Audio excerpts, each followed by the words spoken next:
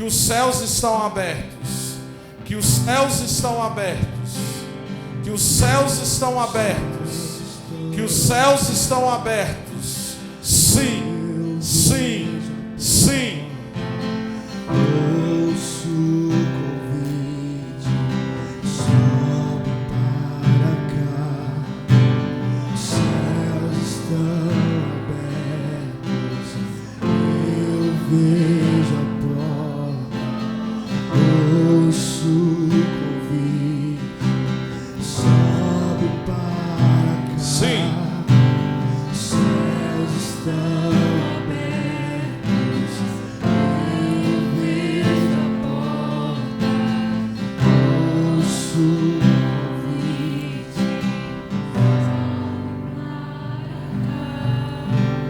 Você crê nisso, que os céus estão abertos sobre este lugar? Amém? Então não vamos cantar mais para os céus se abrirem, mas vamos acessar, amém? É engraçado, de quem celular aqui? É seu? Apocalipse 4:1 está aberto. Depois dessas coisas olhei, e diante de mim estava uma porta aberta no céu.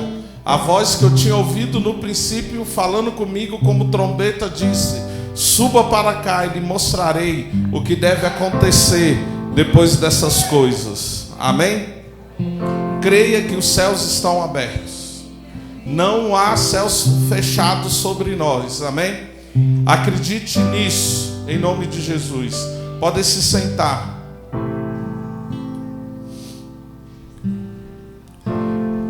É um tempo de nós clamarmos para os céus se manifestarem na terra, com certeza.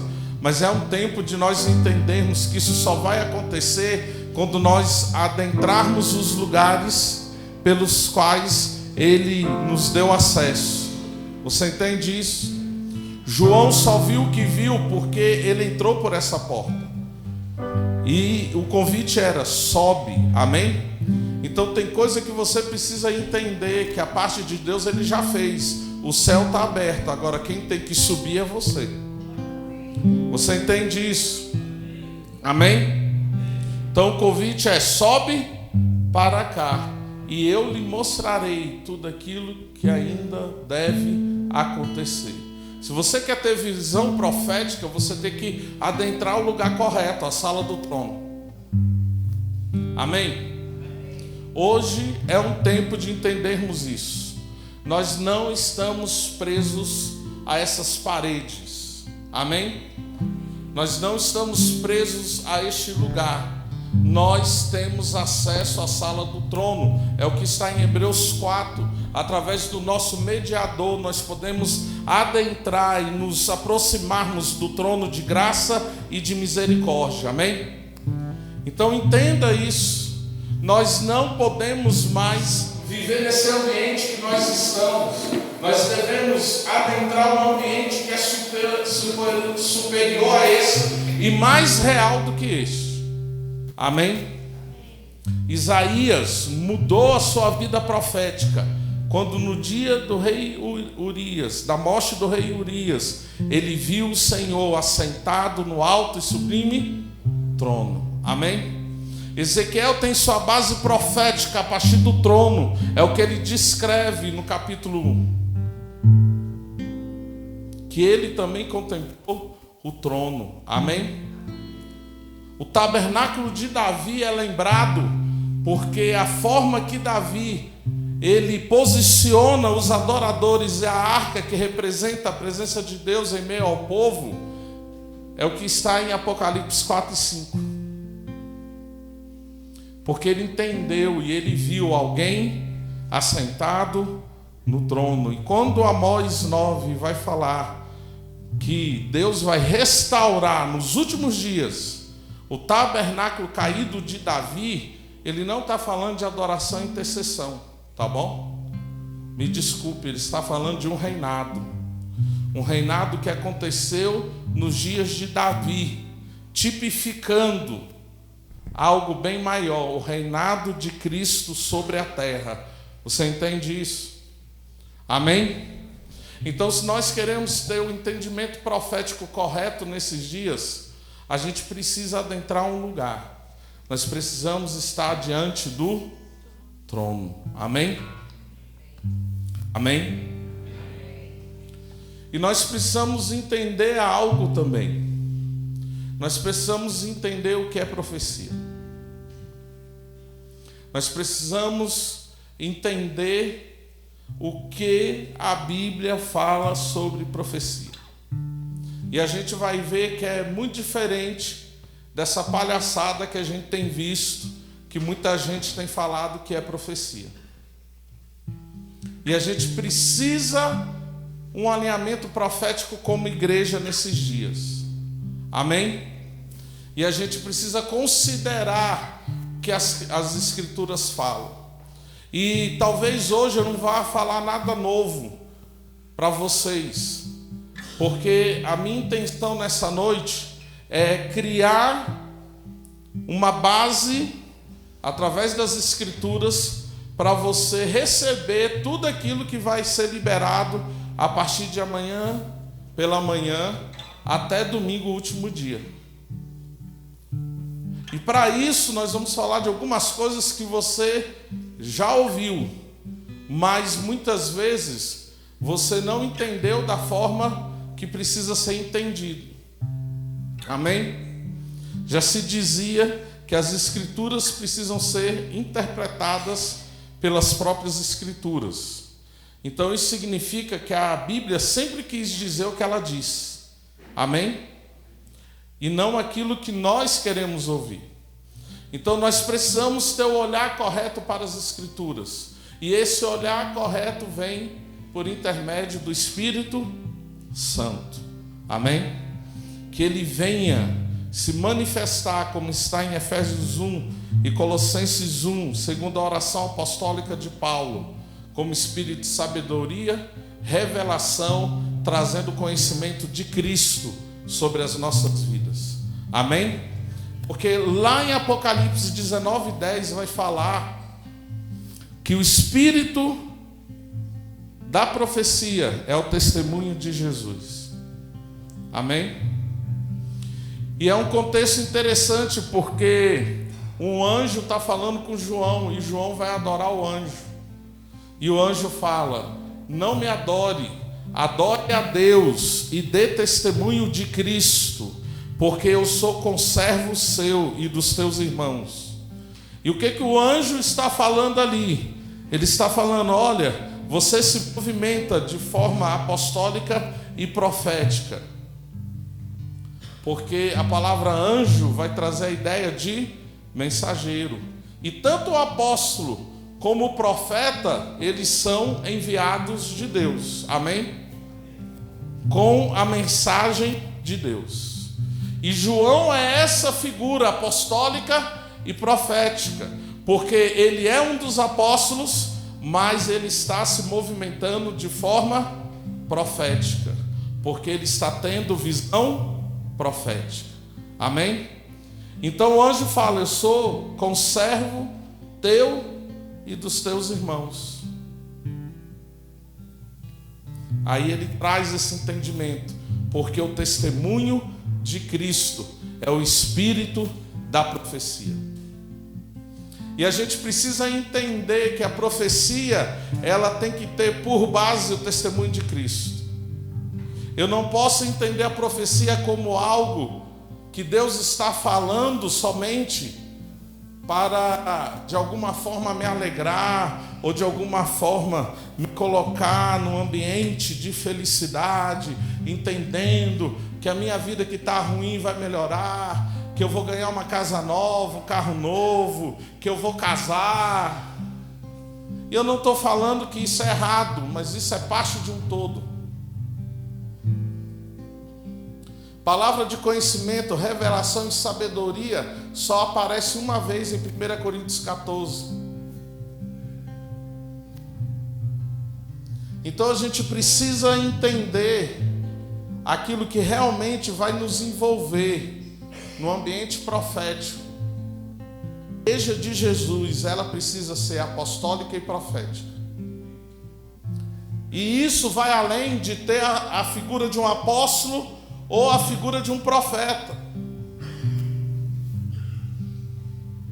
A gente precisa entender que a igreja dos últimos dias, ela precisa se movimentar como a igreja primitiva se movimentou no seu tempo, de acordo com o modo que tinha para aquela época, de forma apostólica e profética. E nós precisamos hoje, nos últimos dias, nos movimentar como uma igreja apostólica e profética, entendendo o tempo e o modus operantes desses dias.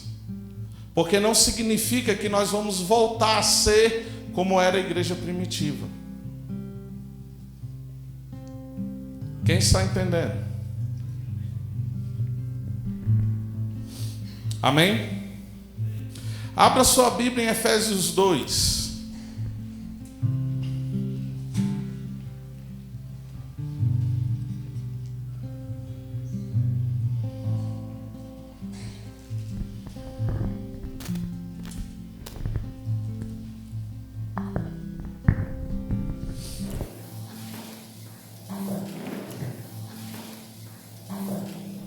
Verso 19: Assim já não sois estrangeiros e peregrinos, mas concidadãos dos santos, e sois da família de Deus, edificados sobre o fundamento dos apóstolos e profetas, sendo Ele mesmo, Cristo Jesus, a pedra angular, no qual todo edifício bem ajustado cresce para santuário dedicado ao Senhor, no qual também vós juntamente estáis sendo edificados para a habitação de Deus no Espírito.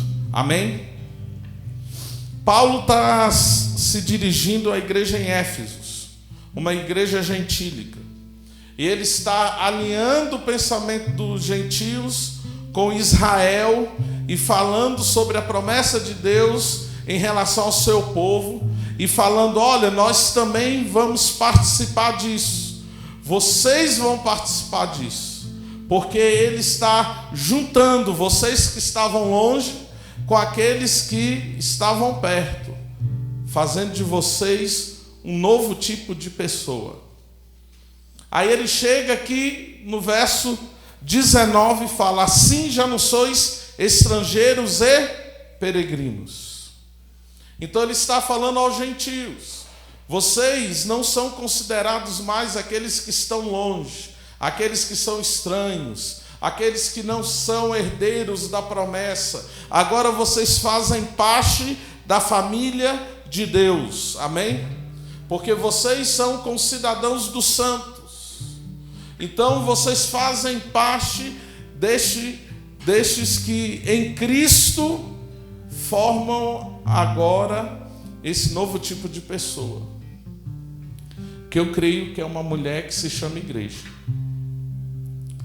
Edificado sobre o fundamento dos apóstolos e profetas. Então, nós precisamos entender que o alinhamento da igreja está no fundamento dos apóstolos e profetas.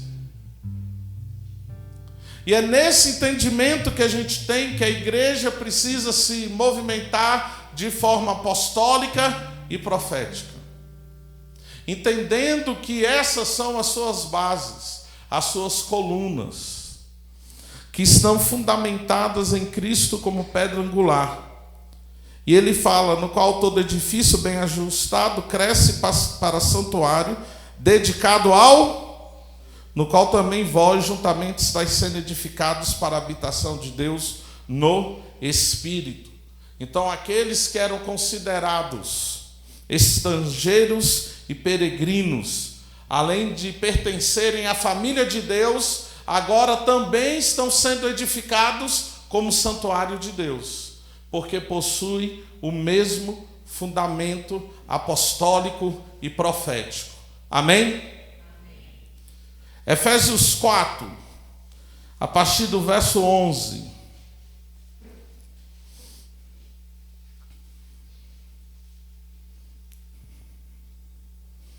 Paulo vai falar um pouquinho antes do dom de Cristo, dos dons de Cristo. E aqui ele aponta esses dons, que nós chamamos de homens dons. E ele mesmo concedeu uns para apóstolos, outros para profetas, outros para evangelistas e outros para pastores e mestres. Amém? Quem concedeu? Jesus. Ele concedeu. Amém? Ele concedeu os apóstolos para ser enviados, os profetas para profetizarem, os evangelistas para evangelizarem, os pastores para cuidarem e os mestres para ensinarem. Correto? Correto? Não. A perspectiva de Efésios 4 do envio desses 5 homens dons, que é o Senhor que dá, amém? Então não sou eu que falo que sou apóstolo, e não são as pessoas que me apontam, elas reconhecem. Quem dá os profetas, os evangelistas, os pastores e mestres é o Senhor.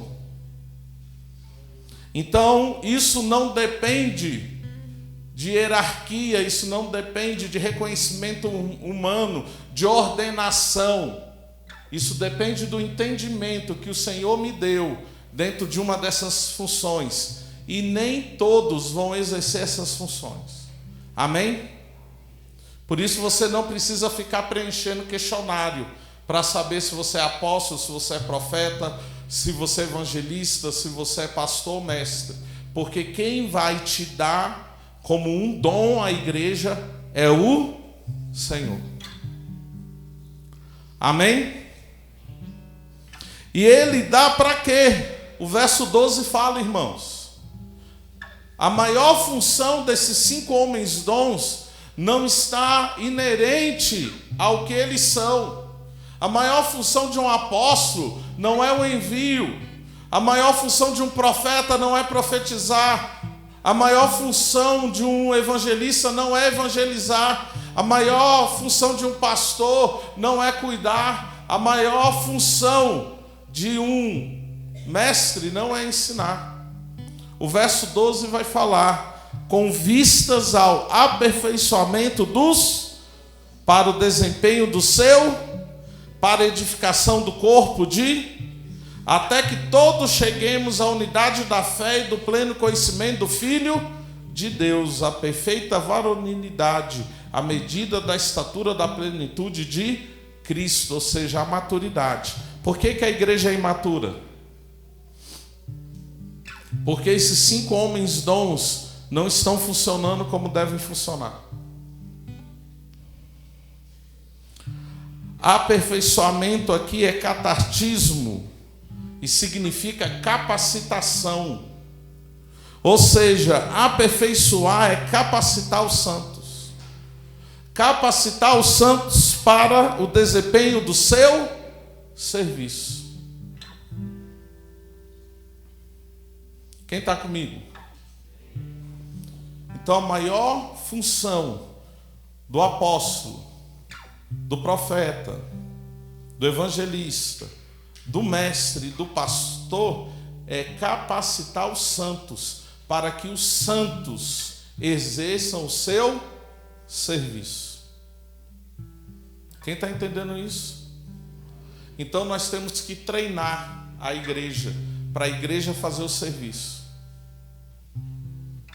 para a igreja se mover como enviada, para a igreja se mover como boca de Deus na terra, para a igreja evangelizar, para a igreja ela cuidar, porque ovelha cuida de ovelha, amém? E para a igreja ensinar. O Fábio Coelho, ele gosta de usar o exemplo do técnico de futebol, né? O técnico, ele só é lembrado quando as coisas não funcionam. É ou não é verdade? Mas quando as coisas funcionam, quem dá as entrevistas é o goleador, é o cara que fez a defesa bonita, é o goleiro. E esse é o papel do técnico. Colocar em ordem. E ele não está preocupado em estar em destaque. Quem está entendendo isso? Sabe quando nós funcionamos bem? quando nós não aparecemos. Quando a gente olha para a igreja, e eu não estou me referindo só à igreja local, mas à igreja da cidade, à igreja da nação, e a gente fala, olha, a igreja brasileira tem funcionado de acordo com a vontade de Deus, porque ela tem exercido o seu serviço. A noiva de Cristo tem sido relevante. Amém?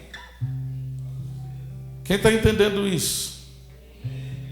Então a gente precisa, irmãos, entender algo.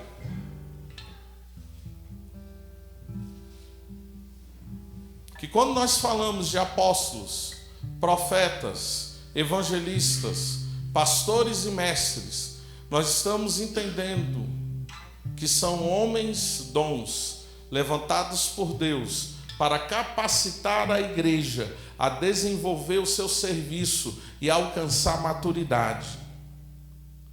Se nós estamos falando que a igreja do Brasil é imatura, é porque nós não temos feito o nosso trabalho correto.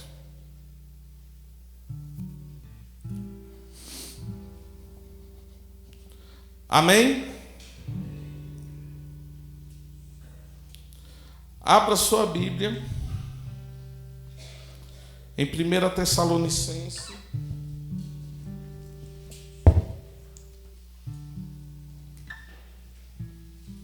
5.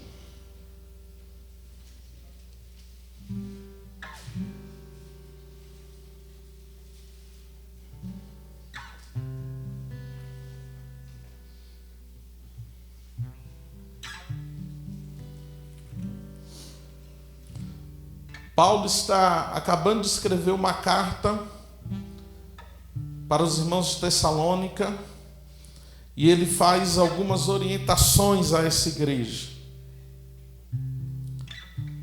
E agora eu quero entrar naquilo que eu quero compartilhar com vocês.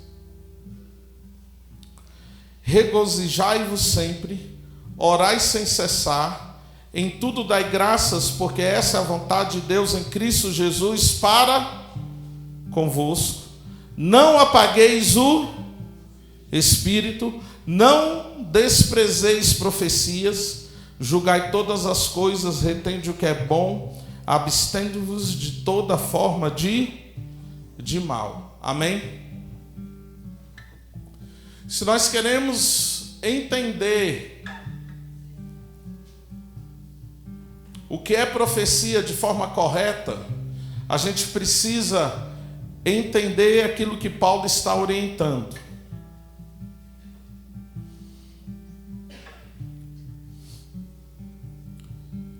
E Paulo está falando, olha,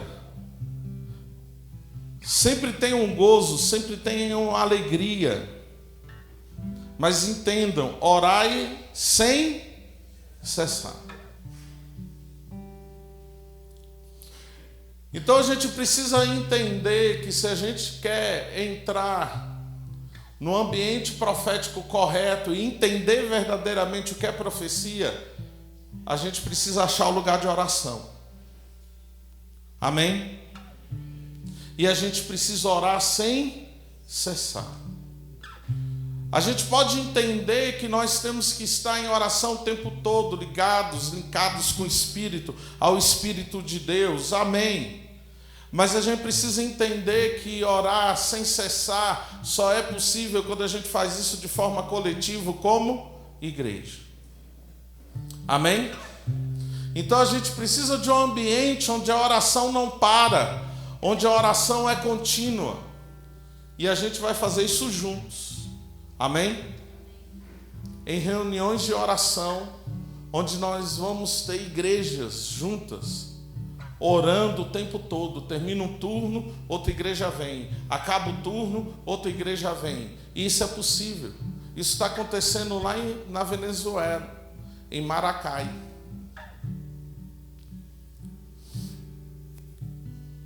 Amém? Isso acontece aqui em Trindade, na MCM. Irmãos estão orando 24 horas, 7 dias na semana sem parar.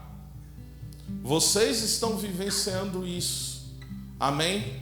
Há algo começando aqui em Goiânia, como em Brasília e em outros lugares do Brasil.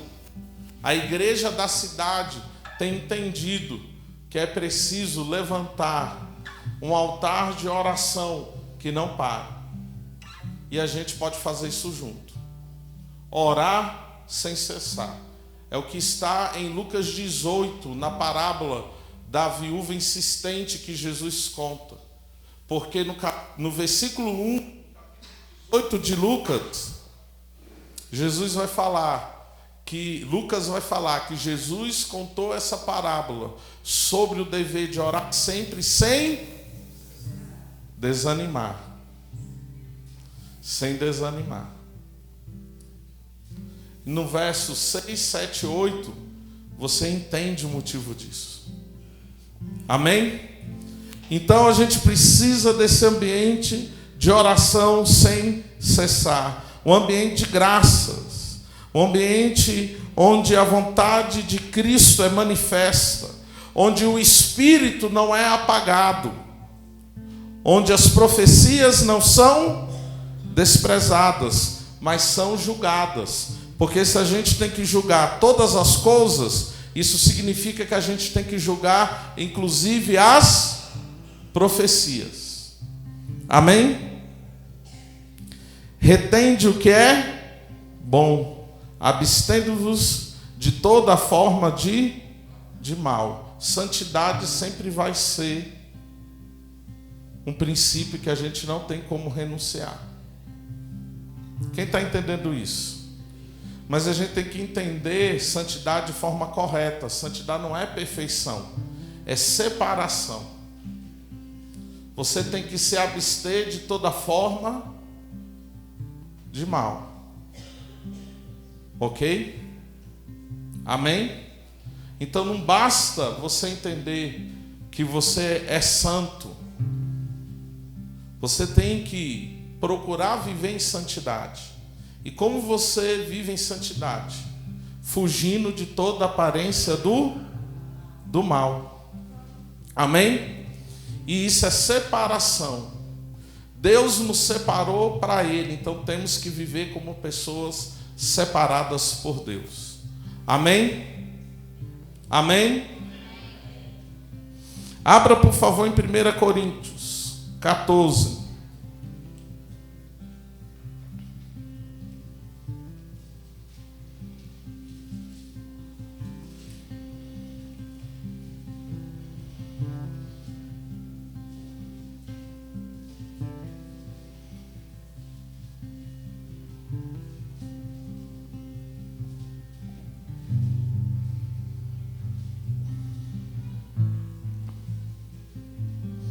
Aqui Paulo está falando sobre o dom de línguas e o dom de profetizar. Ele não despreza o dom de línguas, mas ele fala que é melhor que todos profetizem. Ok?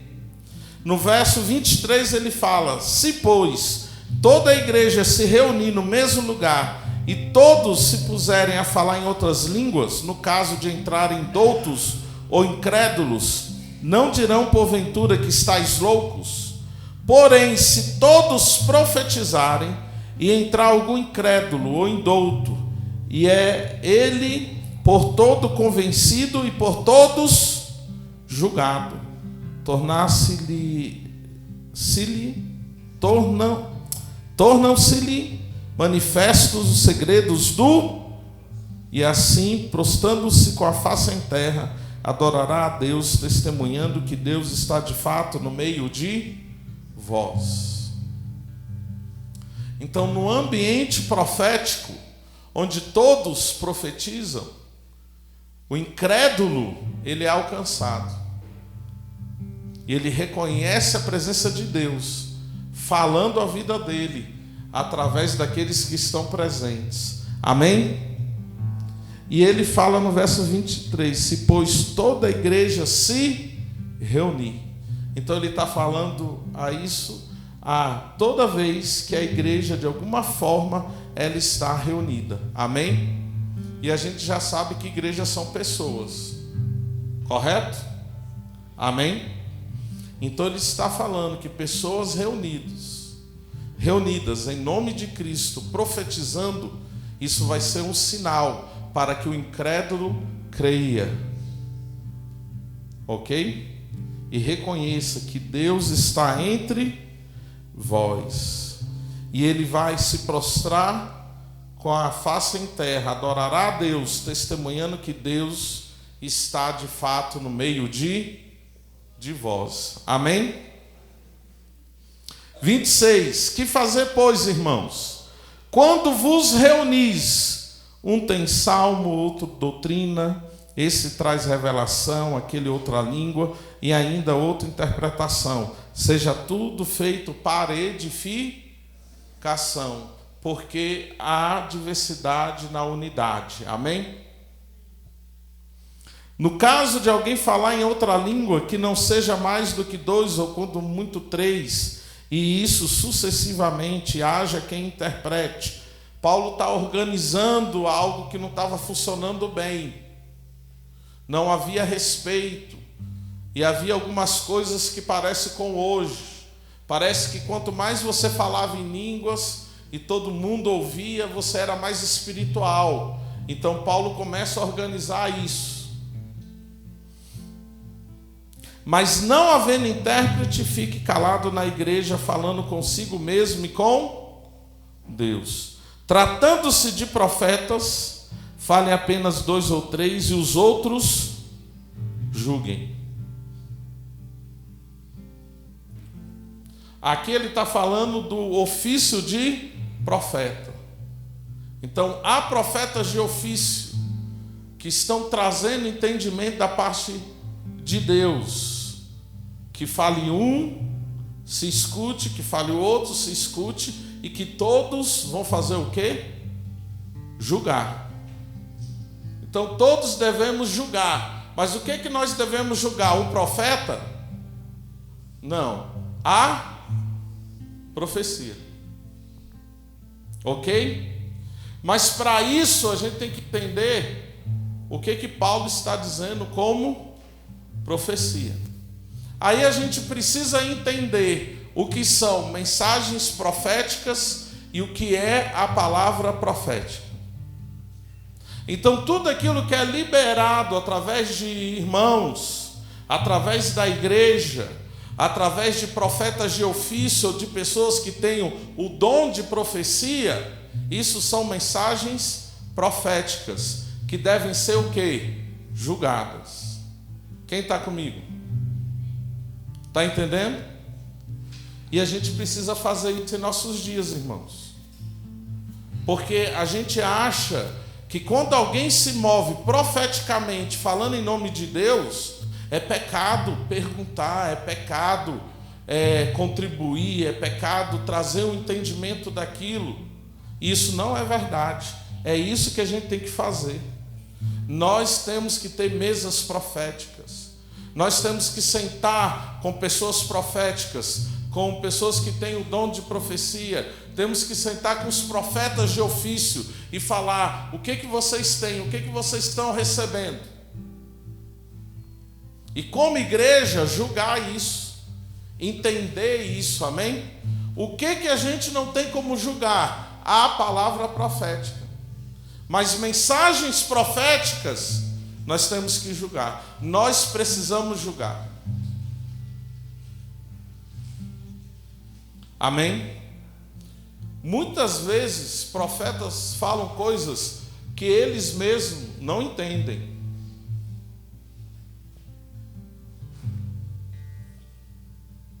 E nesse ambiente da igreja é que a gente vai trazer muitas vezes a compreensão daquilo que está sendo liberado. Amém? Então, se o profeta chegou para você, vamos falar de questão pessoal, e te deu uma palavra, você não julgou, não compreendeu de forma correta, tomou uma decisão em cima dessa palavra e quebrou a cara, a culpa não é do profeta, é tua.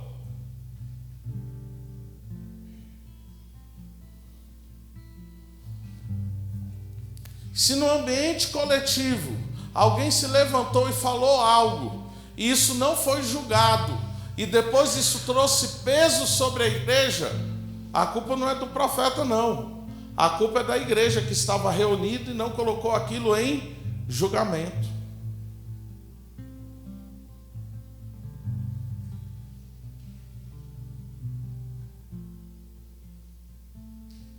Nós temos um dever como igreja, julgar as profecias, entendendo profecias como mensagens proféticas. E toda mensagem profética é passiva de julgamento.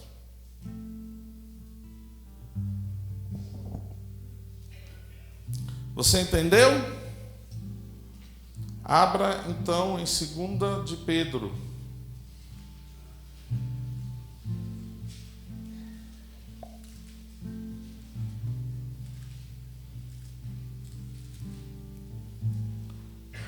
Capítulo 1, verso 19. Temos assim, tanto mais confirmada a palavra o quê? E fazeis bem em atendê-la, como a uma candeia que brilha em lugar tenebroso, até que o dia clareie e a estrela da alva nasça em vossos corações, sabendo primeiramente isso, que nenhuma profecia provém de particular elucidação, porque nunca jamais qualquer profecia foi dada por vontade humana. Entretanto, homens santos falaram da parte de Deus, movidos pelo Espírito Santo. Então, as Escrituras, nós sabemos, são inspiradas por Deus e são aptas para exortar, corrigir e consolar. Então, quando nós falamos de palavra profética, nós estamos nos referindo às Escrituras. Então, toda mensagem profética tem que ser julgada a partir da palavra profética, que são as Escrituras.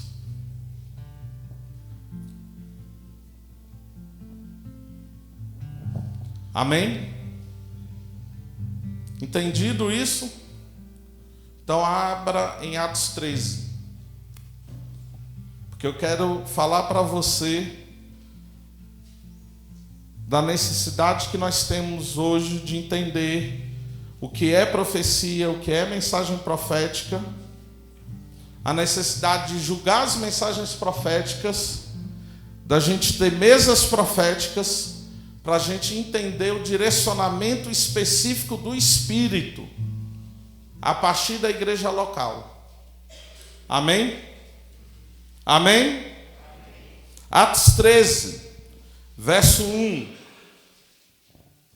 Havia na igreja de Antioquia profetas e Barnabé, Simeão, por sobrenome Níger, Lúcio de Cirene, Manaém, Colácio de Herodes, o tetrarca, e Saulo.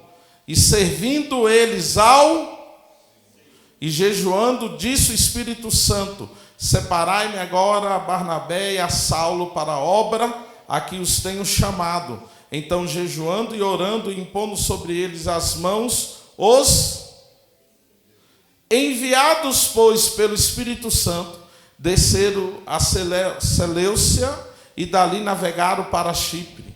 Amém? Na igreja de Antioquia. Então, na época de Paulo, se referia à igreja como a igreja da cidade. É só você olhar as cartas apostólicas. A igreja que está em Corinto, a igreja que está em Tessalônica, a igreja que está em Colossos, ou a cidade ou a região que a igreja de alguma forma se manifestava. Paulo escreveu à igreja em Roma, aos romanos. No capítulo 16, ele vai falando: saúde a igreja que se reúne na casa de Priscila e Áquila, por exemplo.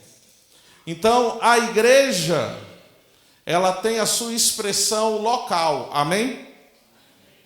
Eu não vou ter tempo de falar sobre isso.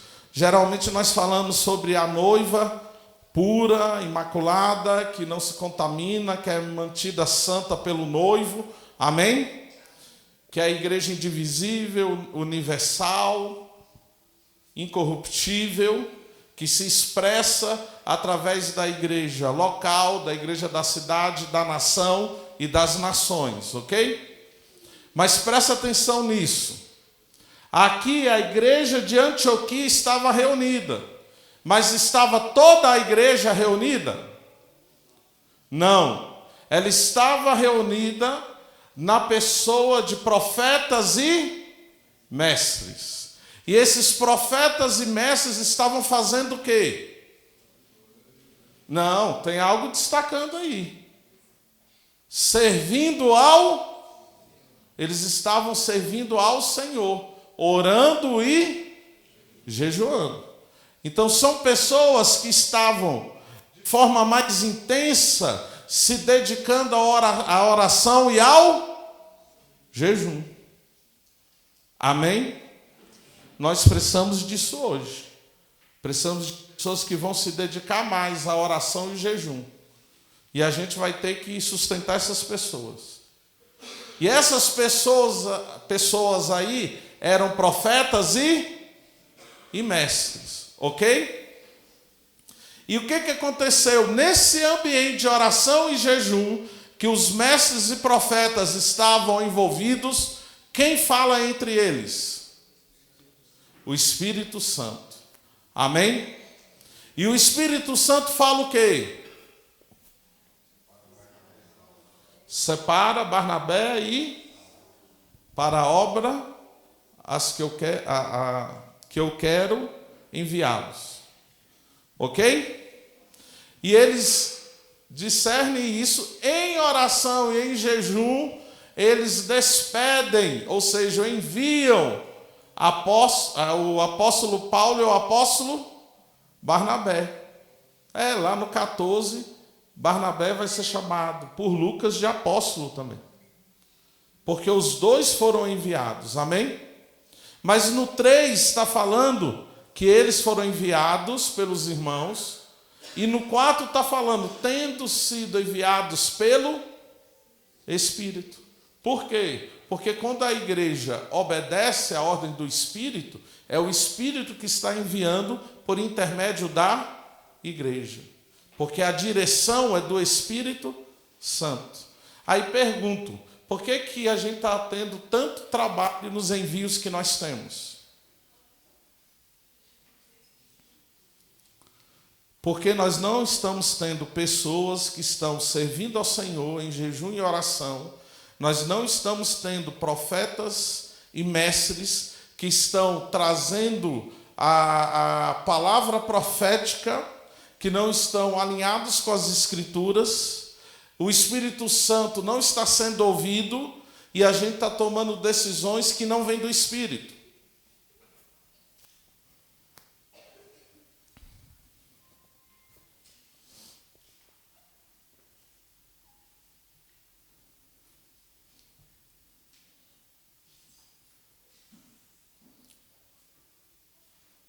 Aí eu preciso despertar a igreja para algo. Porque está todo mundo falando sobre os falsos profetas, não é isso? Tem até um vídeo muito bom do Fábio Coelho, ele explicando o que são falsos profetas. Mas a gente precisa entender que o cuidado da igreja não é só com falsos profetas, mas com falsos mestres também. Porque se a palavra profética as Escrituras, são as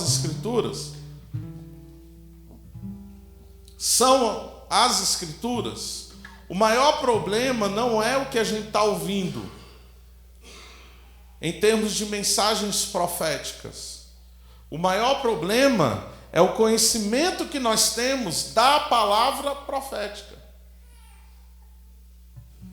que não está nos dando base para julgar as mensagens proféticas e entender, é o Espírito Santo que está falando, vamos obedecer.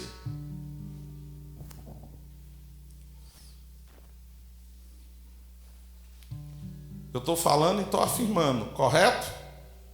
Pelas Escrituras. 2 Pedro, novamente, Agora o capítulo 2. Nós lemos o final do capítulo 1, não foi? Paulo continua: assim como no meio do povo surgiram falsos profetas, assim também haverá entre vós falsos mestres, os quais introduzirão dissimuladamente heresias destruidoras, até o ponto de renegarem o soberano Senhor que os resgatou, trazendo sobre si mesmos repentina destruição.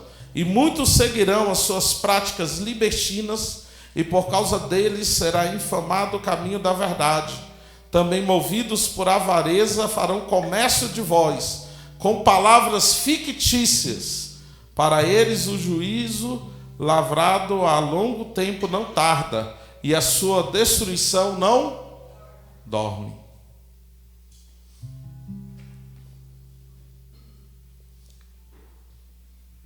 Se nós queremos julgar as mensagens proféticas corretamente, nós temos que estar fundamentados na palavra profética. Então nós precisamos de verdadeiros mestres para trazer ensino correto.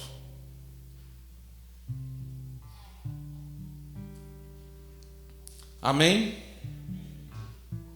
Então, dentro de um ambiente profético, e vamos pensar a nível de cidade, porque isso não significa que toda a igreja vai ter a manifestação dos 5 homens dons. Mas se a gente entender o corpo, a gente vai entender que, por exemplo, na igreja do irmão tem alguém que se move verdadeiramente na função apostólica. Na Zoe tem alguém que se movimenta na função profética. Qual é de vocês lá, Fábio? Que eu passo o olho. Renascendo para Cristo tem alguém que se move de forma mestral. Por que a gente não junta esses irmãos? Independente do lugar que eles congregam, para eles servirem ao Senhor e eles falarem conosco a nível de igreja da cidade.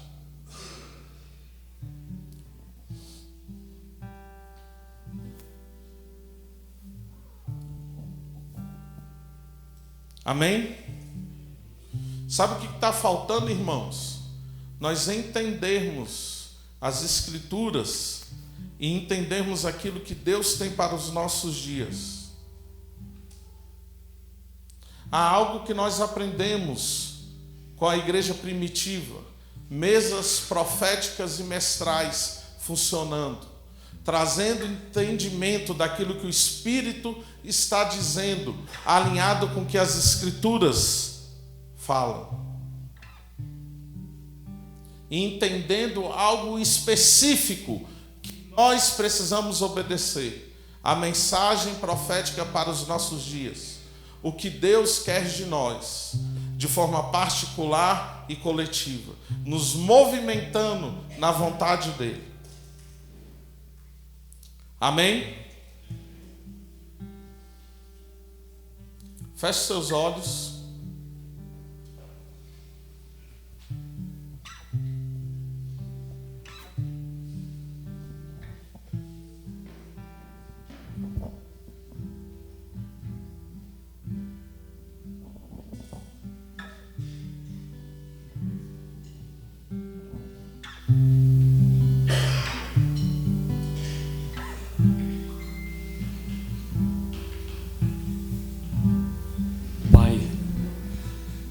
Nos ensina a caminhar como tua igreja profética nesses dias, Pai.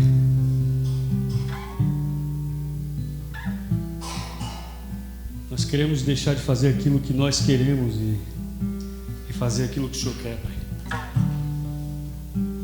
Nos ensina a contemplar, a te contemplar,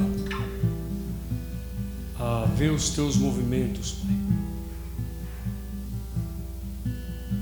Nos ensina a estudar a Tua Palavra, a conhecer as Escrituras, a Tua Palavra profética que já nos foi dada, é confirmada e deve ser atendida, Pai. E com base nessa Palavra, Pai, que nós possamos, a partir daí, Te ouvir, Te conhecer, decifrar os Teus códigos, Pai.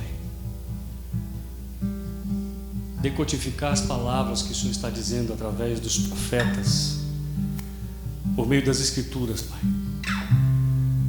Nos ensina a nos movimentar como igreja apostólica e profética nesses dias, Pai. Não nos deixe errar, Pai. Nós sabemos a missão que temos. Sabemos o que o Senhor espera de nós, Pai. Sabemos que, assim como João Batista, nós preparamos o caminho para a volta, o retorno do Rei. E nós não podemos apertar se não for pela profecia, pela palavra que saiu da Tua boca, Pai. Então Tu nos ensina, Pai, a importância, a dar atenção devida e correta a sermos proféticos, sermos uma igreja profética, para que possamos também ser apostólicos, estabelecer no céu e manifestar na terra o Teu reino hoje em antecipação, que é aquilo que por certo acontecerá em breve. Nós possivelmente somos essa geração, Pai. É muito possível que vejamos o Teu Filho vir sobre as nuvens e todo olho verá. Então nos ajuda, Pai, nos ensina a ser essa igreja. Se somos Teu corpo, nos ensina a caminhar como Teu Filho, na estatura de um varão perfeito, edificados, ensinados pelos cinco ministérios, Pai. Ativa no nosso meio os 5 ministérios, Pai. Nós chamamos a ativação dos 5 ministérios sobre a cidade de Goiânia, sobre o estado do Goiás, Pai. Nós chamamos que os 5 ministérios venham, apareçam, profetas profetizem, apóstolos, mestres, evangelistas, pastores. Nós chamamos ao ofício, porque nós queremos a igreja profética e apostólica nesses dias. Sopra do Teu vento nesse lugar, Pai. Sopra do Teu vento nessa cidade, Pai. Assim como Ezequiel, Pai, foi instruído pelo Senhor a chamar os 4 ventos que soprassem sobre aquele vale de ossos secos. Sopra nessa cidade, Pai. Sopra nessa cidade os Teus 4 ventos, Pai. E que eles possam viver, Pai. Nós chamamos essa palavra sobre nós nesses dias, Pai. Especificamente sobre nós aqui, nessa imersão que fazemos nesses dias, Pai. Nos ensina algo. Nos ensina, o Senhor está disposto a nos ensinar a favor dos céus, a anjos se movimentando. Nos torna suscetíveis à Tua palavra. Quebranta os nossos corações, Pai. O lugar do arrependimento e do quebrantamento é onde o Senhor se movimenta, Pai. Esse é o ambiente da profecia, porque Apocalipse diz que o espírito da profecia é o testemunho de Yeshua, e o testemunho de Yeshua fala de um martírio, fala de uma humilhação. Então nós nos humilhamos diante de Ti. Sabemos que nada somos, nada podemos, é só pela Tua força, pelo Teu poder, pela Tua misericórdia.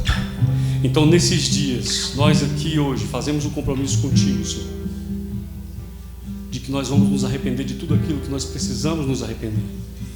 Gera então quebrantamento nos nossos corações, arrependimento, para que possamos adentrar lugares em Ti, Pai. Nós já dissemos, porque sabemos, os céus estão abertos. Os céus estão abertos. E assim como o Senhor disse para João, sobe para cá, nós queremos adentrar esse lugar, Pai. Deixa-nos subir. Nos ensina a subir a esse lugar, para que possamos ver, Pai, aquilo que o Senhor fará adiante. Quais são os próximos passos? Pai, nos guia nesses dias. Nós não viemos para mais um ajuntamento, para cantar lindas canções e nos alegrar, Pai, mas nós viemos aqui porque queremos cumprir um propósito, Pai, cada um de nós. Então nos alinha com o Teu propósito, Pai. Nos alinha com o Teu propósito. Em nome do Teu Filho. Em nome do Teu Filho. Amém? Irmãos, a gente precisa ter essa consciência, né? O Marcelo falou, deu uma base muito boa para a gente sobre profecia e apostolado, né? Que é a base da igreja. Ele leu em Efésios 2, falou sobre isso. E num curto período de tempo, acho que ele falou base para muita coisa que a gente não ouviu durante muitos anos na vida, pelo menos eu.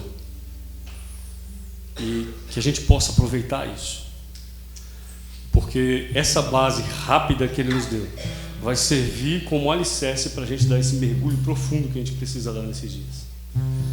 A gente está falando de imersão, mas a profundidade desse mergulho que nós vamos dar depende do nosso coração. Onde é que está o nosso coração? Eu acho que você veio para cá para fazer uma imersão profética, para realmente se aprofundar em algo do Senhor. A gente não está sendo chamado nesse tempo para andar na rasura. O lugar raso é perigoso para a gente agora, né? Se cair, o espelho de água é muito pequeno, você machuca, pode até morrer. Por outro lado, nós somos chamados para mergulhar. E se você mergulha durante muito tempo, você vai acabar se afogando. E essa é a intenção. A gente vai ter que se afogar nesse negócio. Nós vamos ter que sair do outro lado, é outra vida. Entende? Então, assim, se prepare para deixar algumas coisas que a gente achava que era certo ou que era para esse tempo, mas não são. E poder realmente caminhar no novo, porque a nossa intenção é que a gente prepare a igreja, o corpo de Cristo, para caminhar no algo novo. Sabe aquilo que o ouvido não viu, o coração não sentiu, o olho não viu? Esse tipo de coisa está preparado para esses dias. A gente ouve falar disso o tempo inteiro. Agora eu quero te perguntar, quando nós vamos estar preparados a manifestar isso? Nós precisamos passar por uma transformação na mente. A gente espera que nesses dias a gente comece a adentrar isso, e você persiga isso a partir daqui. E nós vamos fazer outros encontros. Vão haver outros encontros, mas não são mais aquelas conferências, sabe, de derramamento de poder, busca pela busca dos dons. Isso já foi muito bom para a gente, mas isso tem uma finalidade. Agora nós estamos chegando no momento da finalidade daquilo que a gente buscou o tempo inteiro. Vou falar com o Fernando, porque o Fernando é mais antigão assim, né? Você já foi muito culto, cara. O cara soprava, você caía. Você foi, eu sei que você foi. Nós fomos, né? Nós vamos, é bom e é válido, mas aquilo cumpria um propósito para um tempo. E é por causa daquilo que nós estamos aqui hoje. Só que aquilo não serve para hoje. Não adianta você vir procurar aquilo. Hoje nós vamos ter que nos lavar na palavra. Vai ter que comer página da Bíblia com farinha, se você gosta de farinha. Mas nós vamos ter que nos tornar isso aí. Quando o Marcelo fala assim, se a gente não conhecer a palavra profética, vai ficar difícil da gente julgar as profecias. É exatamente esse o problema que nós estamos enfrentando. Se é que a gente pode dizer que isso é um problema. Eu acho que Deus está nos treinando. Nós temos sido treinados. Eu tenho tido uma visão nesse tempo. A gente sempre está falando de uma transição da igreja, né? A gente tem ouvido falar muito isso nos últimos 2 anos, mais ou menos, 3, sei lá. A igreja está em transição. E é sempre como se a gente estivesse esperando algo que vai acontecer logo mais, mas não é agora, né? Eu penso que aquilo que a gente estava esperando acontecer logo mais, que não era agora, é agora. Entende? Agora já não é mais. Na minha época a gente falava assim, não é mais na brinca, agora é na vera. Não é mais brincando, não, agora é de verdade. Porque quando você fala de Joel 2, 28, todo mundo gosta. Derramarei do meu espírito sobre toda a carne. Não é isso? Todo mundo gosta. Eu também gosto. Só que para chegar em Joel 2, 28, tem o resto de Joel 2 todinho. E se você ler Joel 2 todinho, fala de arrependimento, assembleia solene, para tudo que você está fazendo, vai orar. O noivo na recâmara, para. Criança no peito, mamando, para. Ora, todos. É isso que ele está nos chamando para fazer agora. Para tudo que você está fazendo. Assembleia solene. Se arrepende. Talvez Deus se arrependa de um grande mal que nós merecíamos que Ele fizesse. Estou falando como,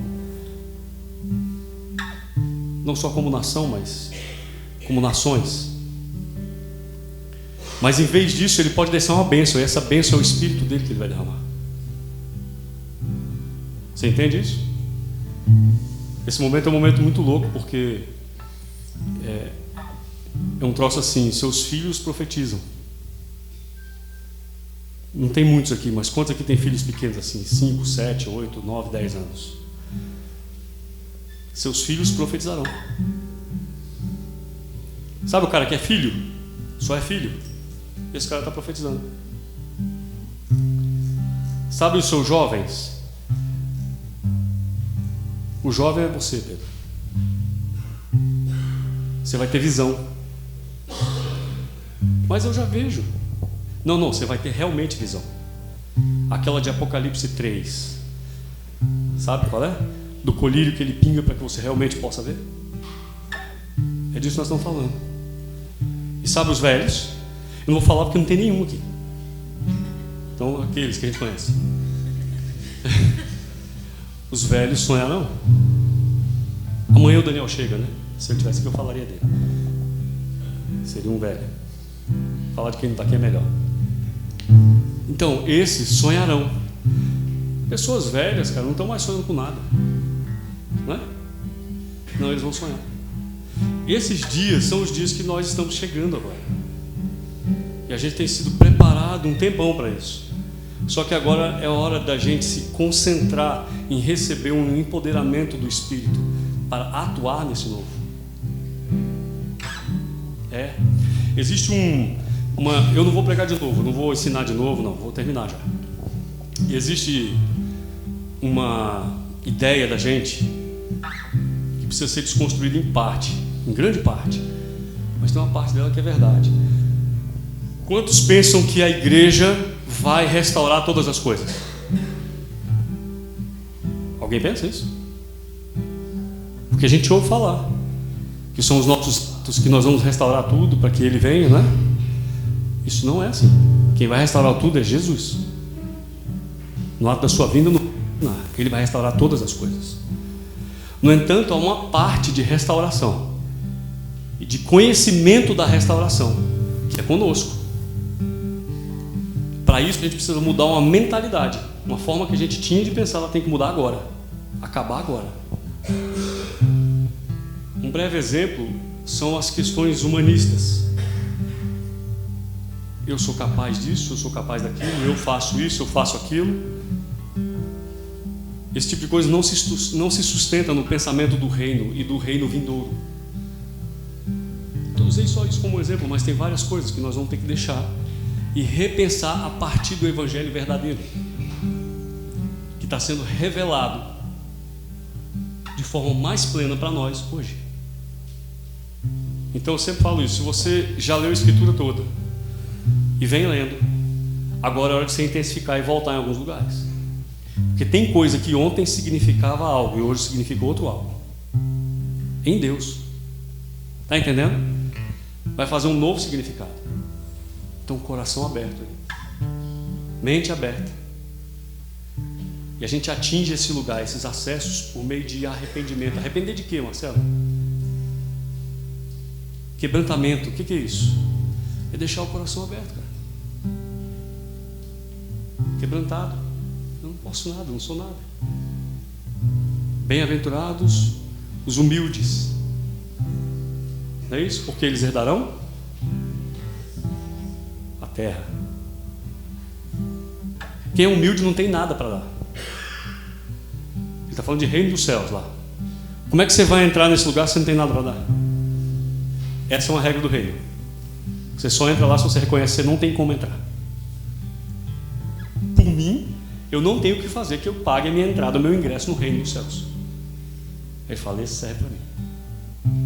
Esse aqui vai herdar a terra. Porque não tem como herdar a terra sem herdar o céu. Essa é outra questão. Amém? Então, coração aberto. Vamos nos manter humildes no sentido de que eu ainda não detenho toda a verdade. Nós não temos toda a verdade ainda. Nós estamos construindo isso junto, nós estamos recebendo isso junto.